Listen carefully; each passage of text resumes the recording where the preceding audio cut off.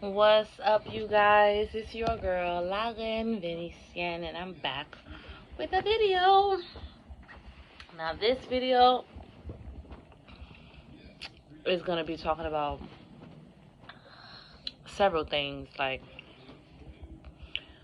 I want to comment on what has been transpiring on the internet between Keke Palmer and her husband. Not her husband, I'm sorry. The father of her child. And I also want to talk about what's going on with Christian Rock. And I also want to talk about my situation, or a situation that I've been in, which is why I can relate all across the board. And then I'm going to share with you a perspective. It doesn't have to be a right perspective or a wrong perspective, but it's my perspective. And every perspective is relative, right? So, with Keke Palmer, I remember I was watching an interview where Keke Palmer said that, it was some documents that they were reading from court that she attended because, she got into a domestic violence dispute, allegedly, with her child's father. And she was filing for sole custody as well as a restraining order. And so, usually when you file a restraining order, you have to petition the court and let them know, like, why you want this restraining order, especially when there's a child involved. And allegedly they granted her sole custody and a restraining order, a temporary restraining order, until court, which I believe is on the 5th of December. So in one of the documents she shared with us that he actually said that the love that a father has for the child is determined based on the love he has for the woman, for the mom. And I just find that to be very, very strange that he had that perspective. But I in a sense agree with it 100%, because me myself, I'm a single parent and I have 3 children, and my 3 children have 2 separate fathers.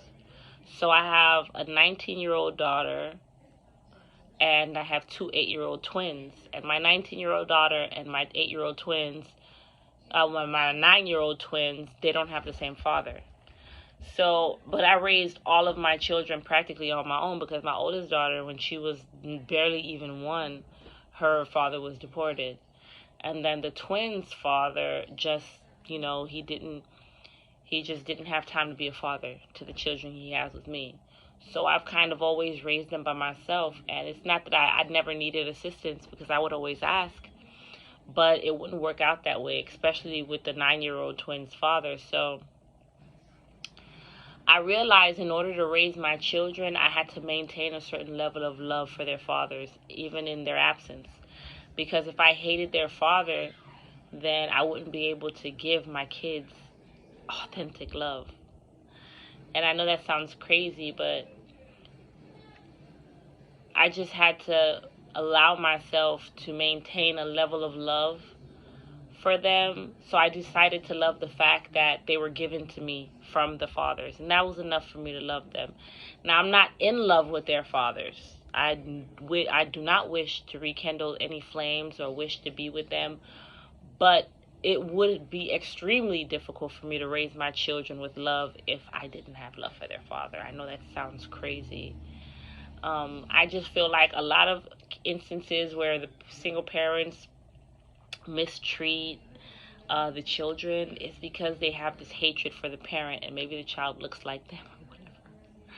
You never know, or acts like them, or maybe they mistreat the child in spite of, or whatever, So I find that loving the parent, regardless of whether you guys are in a relationship or not, definitely helps to positively impact the relationship that you have with the child.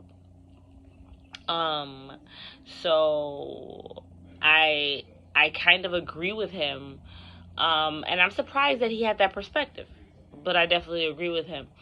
So, I saw a Instagram account of Keke Palmer but later I found out it was a fan page. And a couple pictures after the pinned pictures of her celebrating her established, successful career. It was a picture of her child's father holding the baby, and under was captioned, "The best father ever." And this was taken, I believe, on October the 20th. Mind you, we now know that Keke Palmer was in a domestic violently abusive relationship the whole time for 2 years, including while she was pregnant. And so I completely disagree with him being the best father, because I believe a part of being the best father is respecting and loving the mother. That's a part of it. That's a part of it. If you don't love the mother, you're beating on the mother, you're hating on the mother, I don't care what you buy for your children or how much you tell them you love them. It just doesn't make sense. I notice a lot of times when parents are at odds, the parent that is like, okay, for me in my situation, the twins' dad, it's not that he was never a part of their lives.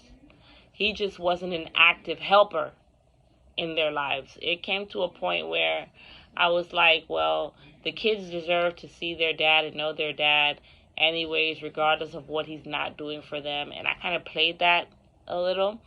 But what I realized is that was doing more damage than good, because the kids will create an illusion or a perception of this ultimate father that wasn't providing anything. I didn't want them to think that that's how their father is supposed to be in their lives. Like, I'm raising daughters, so I want to teach them that it's better to be alone than be miserable with somebody, or it's better to struggle on your own than to struggle with someone.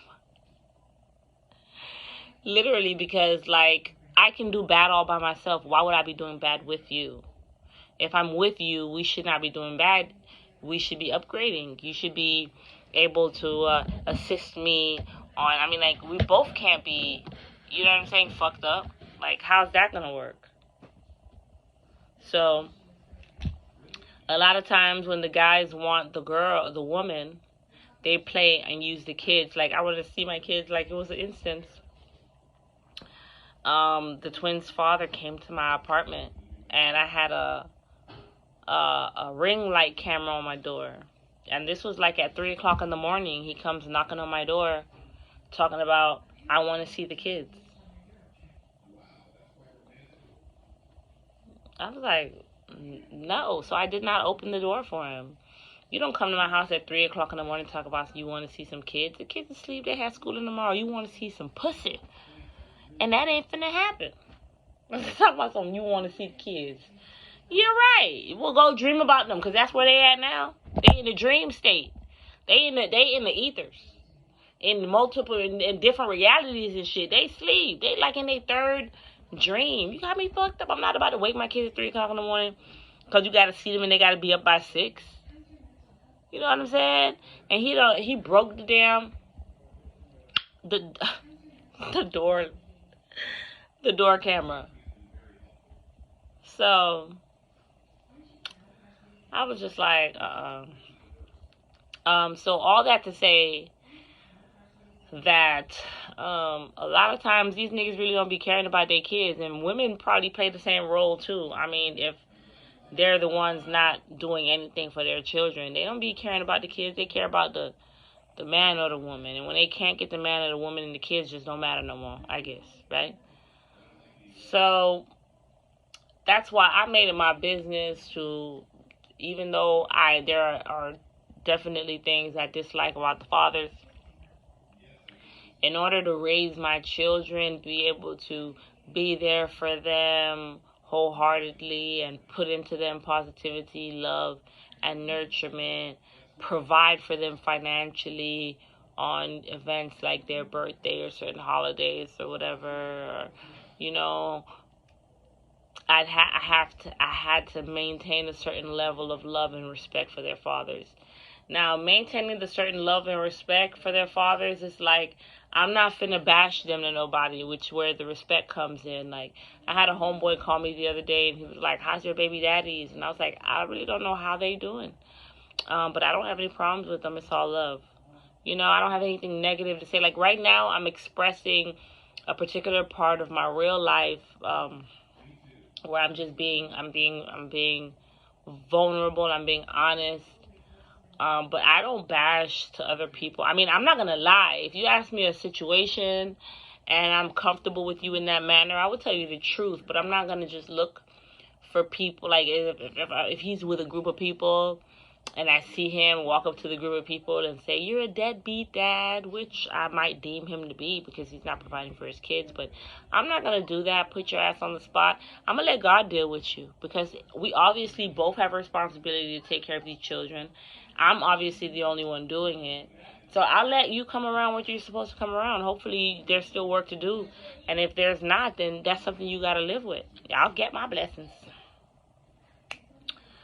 So Keke Palmer is in a very unfortunate situation in regards to that, because it's a brand new baby. And a lot of times when the baby's so small, women go through a lot, especially when we just have a baby. We go through postpartum depression and all that type of shit. So it's not easy, especially if it's your first time. Your hormones, everything is out of whack. And then you got a man putting his motherfucking hands on you. Now, and then you got to go, it is showtime. So you got, like ain't nothing wrong. Hardest thing in the world. That's why I love women, and I thank God for women, and I thank God that I'm a woman, and I want to do so much for women, because I see what we're facing, what we're up against in this society, in this day and age, in this world, and I see how they're trying to demonize and take away our powers, women, and it's just so unfortunate. And it's so hard and it's so weird, because if you follow societal standards and become this woman, this powerhouse figure, which Keke Palmer is in a sense, what person are you going to find for you? Because any man you find at that point is going to be jealous of you, jealous of your achievements, whether they say it or not. They might be able to hide it well, but because it's against the natural law.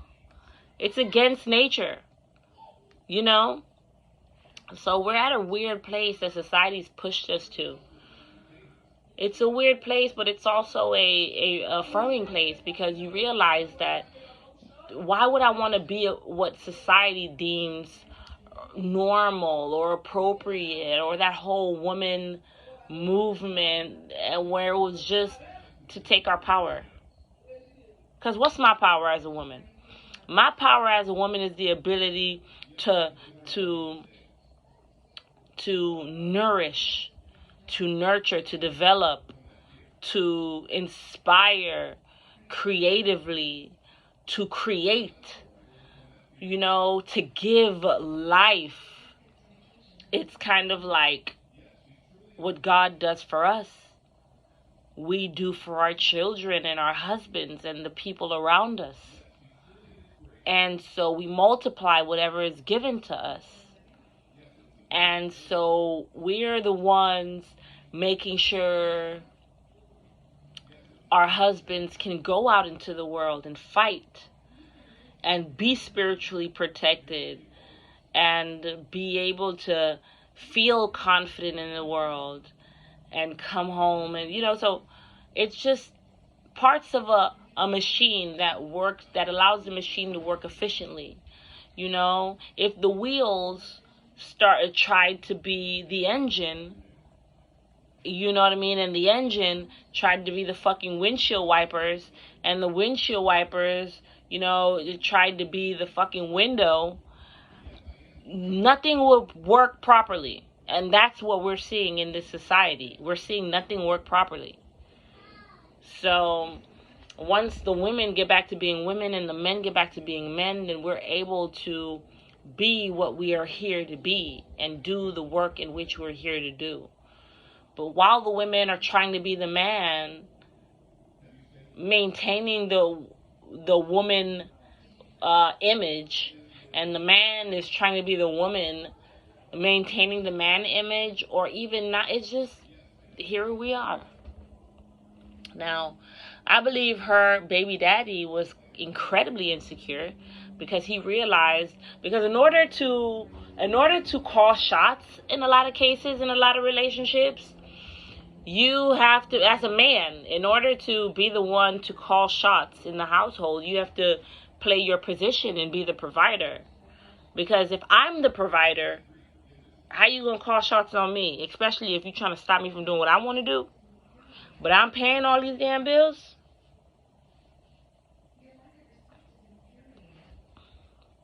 But I'm supposed to submit to you. I'm supposed to. In the Bible, because of Adam and Eve, because of the mistake that Eve made, according to the Bible, where she ate the apple, the woman was sentenced to labor pains. And the man was sentenced to labor. That means he works. Her pains are with her children. Not just while they're in her either. Raising them, being there for them, basically giving her life away so she can raise that life. And women are so amazing. Like, just because you give your life away to raise your kids don't mean that life is gone.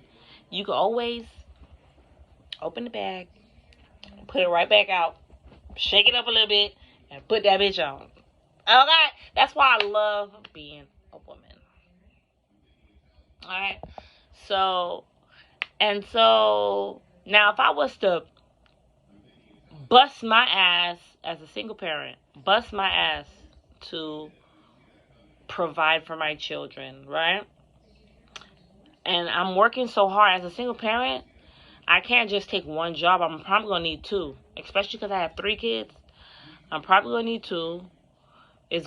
I'm probably going to be gone all day. I won't have no time with my kids. My kids won't even know me. So then my kids will probably be at a daycare or somebody watching them, and I'm not knowing what's going on. They're open. They're not with their father. They're not with their mother, but they're being provided for.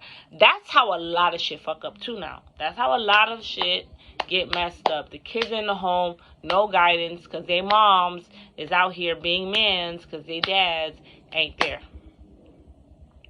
Or their moms is out here being mans and the kids are at home with the dad, and then the dad is, there are great single fathers out there, don't get me wrong, but it's not the natural aesthetic. That wasn't what you were sentenced to do. Like, there's men who can cook amazingly. They're great cooks. But that's not your natural aesthetic, partner. It's just not. There are men who are homemakers, and they do an exquisite job. It's not your aesthetic. It's not. Like a woman, it's not your aesthetic to be busting your ass to 2 or 3 jobs. Sure, you can do it. Like, I can eat cereal with a fork, bro. But should I? Like, why would I want to? I'm going to be losing out on milk. It's going to take longer. I might poke my lip with the fork. But with a spoon, man, that shit is efficient because that's what it's made for. That's what it's made for. That's why, man, in the baby boomer generation, when that shit really was hitting, a lot of women died in the ages of 40 and 50, late 30s, 40s, and 50s, catching a stroke or, God forbid, heart attack, or because they was just working too fucking hard. They was just working too fucking hard, and that's not what we're designed for. I'm not saying it can't be done. There's a lot of women are doing it successfully, right? But how's their health? Oh, their bodies is good. How about their mental health? Oh, their mental health is good. They got therapy. Okay. Okay, how about their spiritual health? I'll wait. Feeling drained lately? Well, you're out of purpose. The quickest way to know on the most basic fundamental level what you're here to do, just look at yourself, baby. You want to know what to do with a knife? Just look at it. It's sharp, right? Knives are sharp.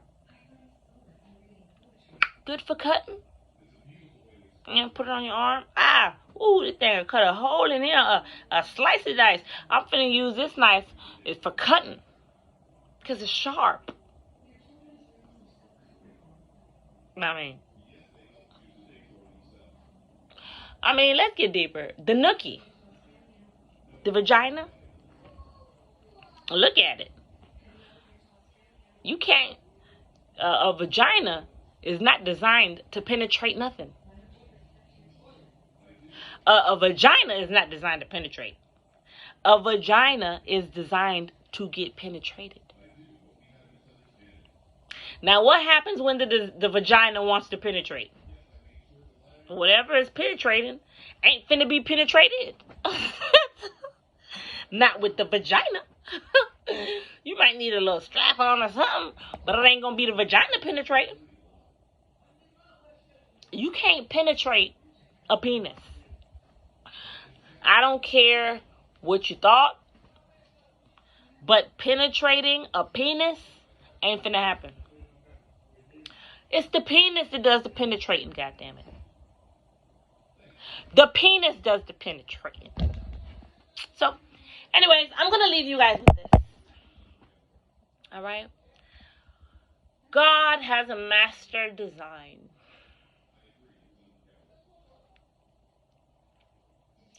God made no mistakes in the creation.